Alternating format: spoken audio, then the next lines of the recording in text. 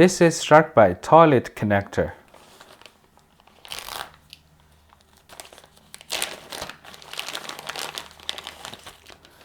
This connector is very simple. This is the 1/4 inch push connection, and the other side is the toilet connector. In this video, I'm going to show you how to connect them and how to disconnect them. Let's get started. If you need to cut the pegs, just using the tube cutting tool like this, make sure it's square and make a cut. And then after you cut, we need to make a mark. I just put a chart on the screen, and for 1/4 inch, the length is 0.82, about right here of an inch. So let's look inside. There is a metal teeth. That's actually the grab ring. It will grab the tube, and inside there is a rubber ring, O-ring. So that's why we need to make a mark. So make sure that we push all the way in to get good seal. So let's put this one in. The fitting and the tube must be lined up, and the push.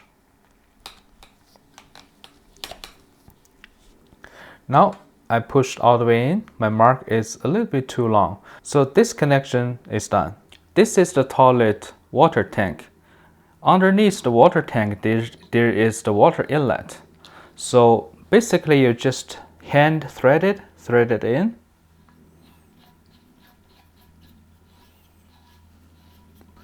And this is the wing nut. You don't need to use any wrench. You just hand tight it. Like this, the job is done. After you open the water, you need to check the leaks. Make sure there's no leak. If there's leaking, just try harder. But sometimes you maybe want to change the toilet, you want to disconnect it. So let me show you how to disconnect it. For this part is actually very easy. You just take that off. For disconnection, the Sharkbite is very easy. You just use the disconnection tool like this one. Put in, and all you need to do is just to push the disconnection tool into the fitting. At the same time, you just grab the tube will come out. You need to push really hard, like this.